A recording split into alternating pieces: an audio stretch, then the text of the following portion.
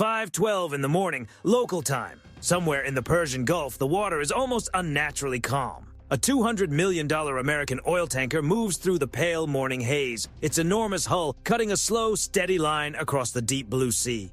From a distance, it barely seems to move at all. Only the long white trail spreading behind it gives away the truth. This massive ship is pushing forward with quiet power.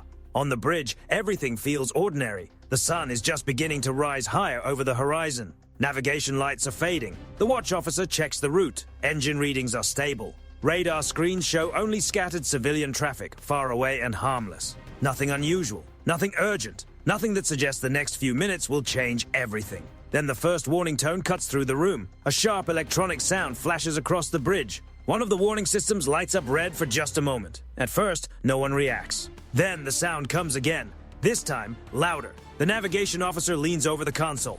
Fast-moving contact, northwest bearing. The radar operator narrows his eyes at the screen. Not one contact, two. Low altitude, closing fast. At first, the radar returns are tiny, almost hidden in the clutter created by the sea surface. But every second, they become clearer, stronger, faster. Whatever is coming is moving extremely low over the water.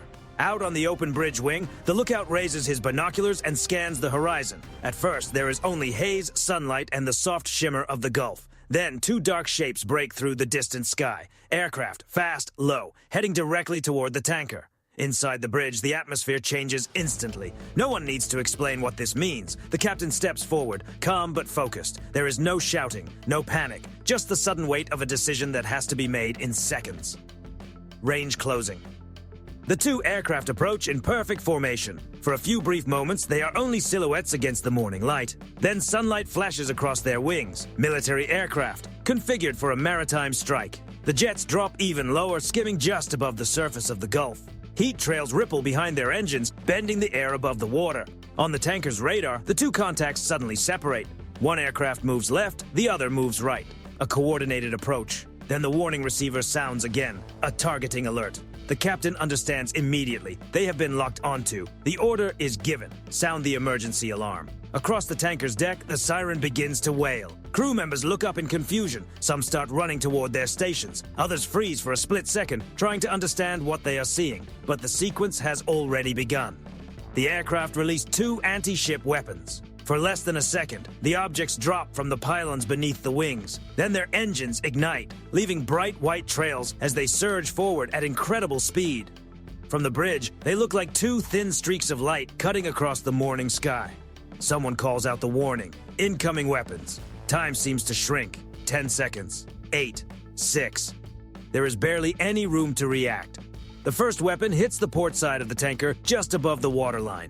The impact rips open the steel hull with terrifying force. A huge burst of fire rolls across the cargo deck, rising high into the air. The shock travels through the entire ship.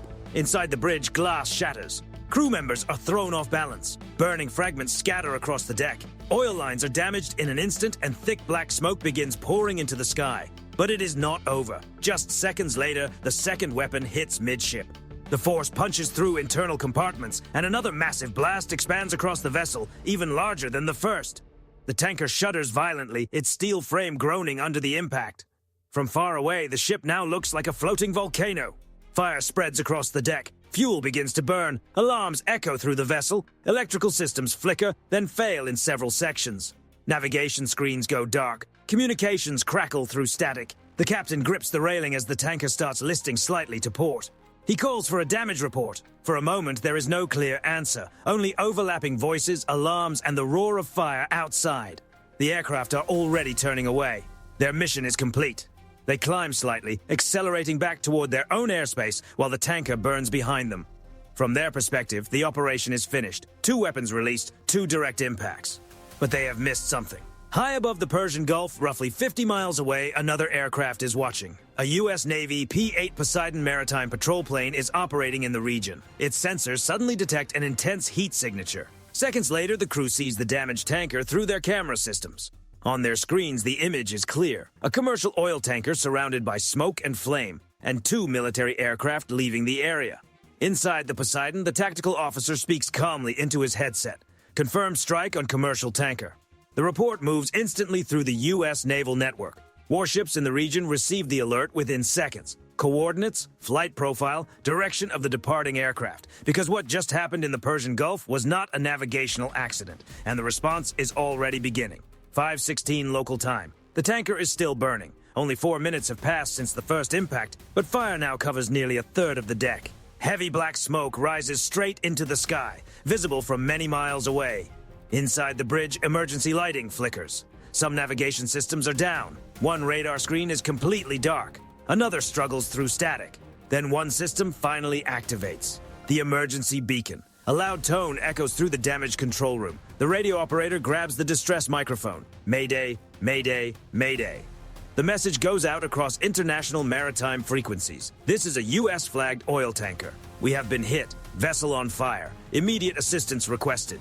The message repeats again and again across the Gulf. Ships and aircraft monitoring emergency channels hear the same urgent transmission. But the closest response is already overhead. The P-8 Poseidon banks sharply and begins circling the disaster area. From 20,000 feet, the crew can see the full scale of the damage. The tanker's deck has been torn open in 2 places. Fire is spreading along the pipeline network that carries crude oil across the ship's surface. And the flames are moving toward the storage tanks. That is the nightmare scenario. Thousands of tons of crude oil sit below deck. If the heat reaches those compartments, the entire ship could become unstable. Inside the Poseidon, operators switch to infrared sensors. The screen fills with heat signatures. The cargo deck is burning hotter by the second. One sensor operator speaks quietly. Fire is moving toward the central tanks. The Poseidon immediately sends a full damage assessment to U.S. Naval Forces Central Command. Video feeds are streamed in real time. Within seconds, American warships across the region receive the alert. One vessel responds first, an Arleigh Burke-class guided missile destroyer operating in the northern Gulf. Distance to the tanker, 38 nautical miles. The order is given immediately. All ahead flank. The destroyer's engines surge to life. Speed climbs quickly. 20 knots, 25, 30. On the bridge, the officer of the deck studies the incoming data from the Poseidon. Burning tanker, possible injuries, unknown number of hostile aircraft. But the immediate priority is clear. Rescue. Above the tanker, the Poseidon keeps scanning the sky. Then another problem appears. 2 fast-moving contacts are detected, traveling in the same direction as the aircraft from the first strike. They are leaving the area, increasing altitude, moving at high speed. The Poseidon locks onto them. The camera zooms in. 2 military jets. They are already turning northeast, heading back toward the coastline. Inside the Poseidon, the mission commander watches the footage in silence. The aircraft are not damaged. They are not slowing down. They are simply leaving. The strike is complete. But the Poseidon continues tracking them. Heading, speed, altitude. Every detail is transmitted across the naval network. Within minutes, another response begins to form far to the south. Aboard a U.S. aircraft carrier operating in the Arabian Sea, the flight deck shifts from routine activity to combat readiness. 2 F/A-18 Super Hornets are ordered into the air. Their mission is simple: intercept and secure the airspace. Engines ignite across the carrier deck. The fighters launch one after another, climbing sharply into the sky before turning toward the Gulf. But distance matters. By the time the Super Hornets reach operational altitude, the departing aircraft are already near the horizon. Back near the burning tanker, the situation is getting worse. On deck, crew members try to slow the fire using portable extinguishers and damaged foam systems. The effort helps, but only slightly. Oil continues feeding the flames. Inside the engine room, temperatures climb dangerously. Warning sensors begin flashing. Secondary damage is possible. The captain stands on the damaged bridge and looks across the burning deck. The ship is still afloat, but the situation is fragile. If the fire reaches the central storage tanks, there may be nothing left to save. Above them, the Poseidon continues circling, recording every second, streaming live images to American command centers, tracking the departing aircraft, and watching a burning tanker drift through the Persian Gulf. Help is coming, but it is still miles away, and every minute the flames move closer to the fuel tanks. 5:28 local time. The destroyer is closing fast. Less than half an hour earlier, the sea had been quiet. Now the horizon ahead is black with smoke. From the bridge of the Arleigh Burke-class destroyer, sailors can already see the tanker burning in the distance. Flames tower above the deck. Even from 15 miles away, the fire looks violent and uncontrolled. The destroyer's radar tracks the drifting tanker, while the Combat Information Center studies the live feed coming from the Poseidon overhead. The damage is worse than expected. 2 confirmed impacts, large fires across the cargo deck, possible exposure near the storage tanks. Inside the Combat Information Center, the tactical officer studies the infrared images carefully. The hottest areas are slowly moving toward the central compartments. If the flames reach them, the ship may not hold together. The destroyer cannot let that happen. The order comes down. Launch the helicopters. Minutes later, the aft hangar doors open. Two MH-60 Seahawk helicopters roll onto the flight deck. Their rotors begin spinning immediately. Rescue swimmers sit ready beside the open doors. Medical kits are secured, harnesses are checked. The mission is clear. Get survivors away from the tanker, slow the fire, prevent the situation from becoming worse. The first Seahawk lifts into the smoke-filled sky. The second follows only seconds later. Both aircraft accelerate toward the damaged vessel. From above, the scale of the scene becomes even clearer. The port side of the tanker has been torn open near the waterline. Blackened steel curls outward like ripped paper. Farther back, the second impact point is still burning intensely. Flames run along the deck pipelines, while thick smoke rolls upward in heavy waves. The Seahawk pilots circle once above the ship. Thermal cameras sweep across the deck. Dozens of heat signatures appear. Crew members are still aboard. Some are fighting the fire. Others are trapped near the stern. Then one group jumps into the water. 3 crew members hit the sea almost at the same time. Another follows seconds later. The helicopter crew reacts instantly. Deploy swimmer. A rescue swimmer drops from the Seahawk into the gulf below. Within moments, he reaches the first survivor struggling in the water. One by one, they are secured to the hoist line and lifted toward the helicopter. Meanwhile, the second Seahawk moves closer to the tanker itself. The crew lowers emergency firefighting equipment. Foam begins spreading across the forward section of the deck, covering the flames and slowing their movement. But the fire is too large to stop quickly. It keeps pushing toward the cargo tanks. Back on the destroyer, additional firefighting systems are prepared. Long-range hoses and foam equipment are positioned. Every second matters. Inside the tanker's bridge, the captain gives one final update over the damaged radio.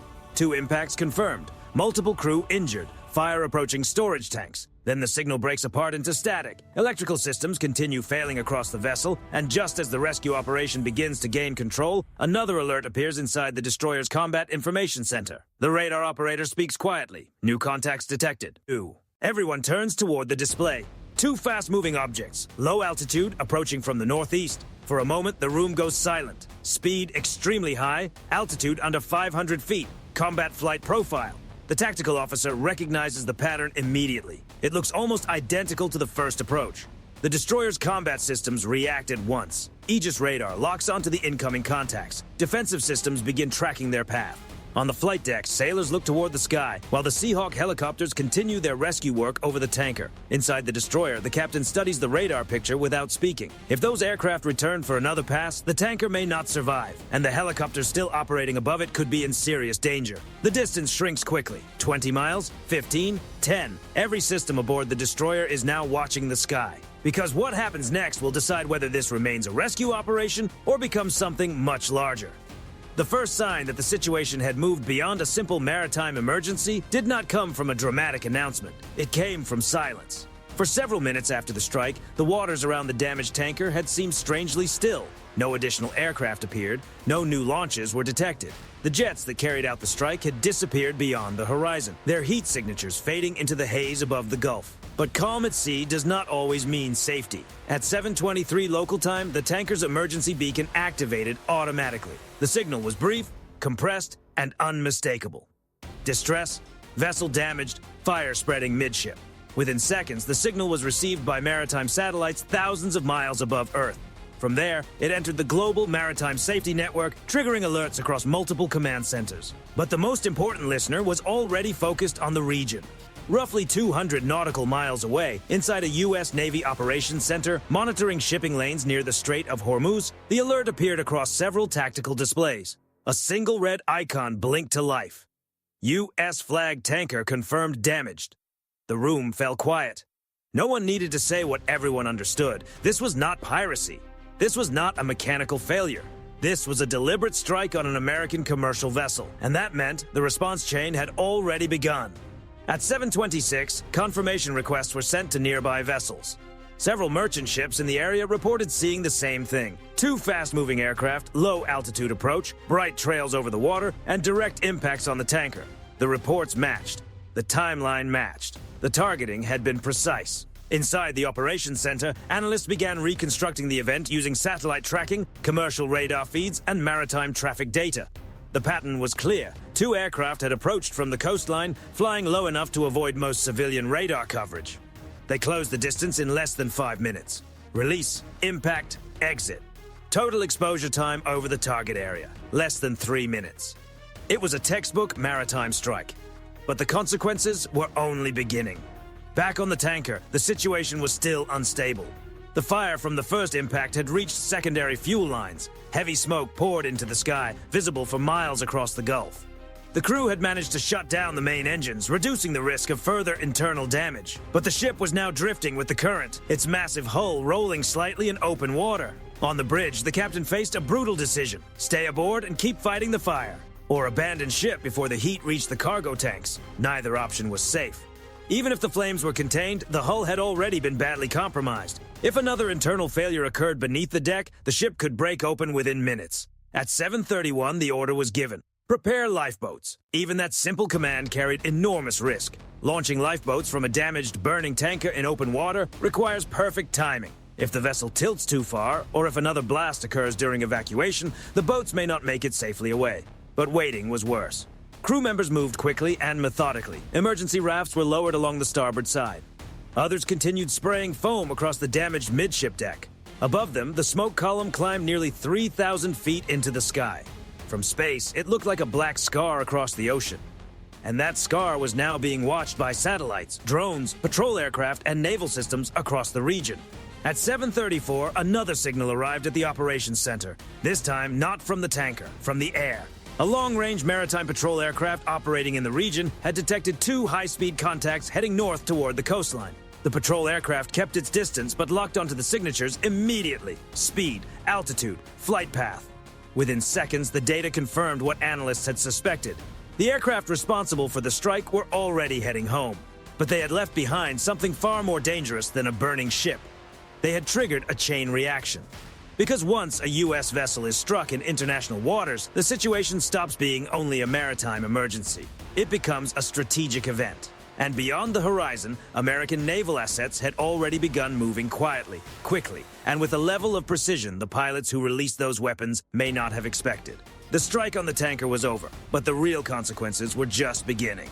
By 7:41 local time, the burning tanker was no longer the only object under observation in the Persian Gulf. Multiple surveillance networks had locked onto the scene: commercial satellites, regional radar stations, U.S. maritime patrol aircraft. Within minutes, the entire sequence had been reconstructed, frame by frame.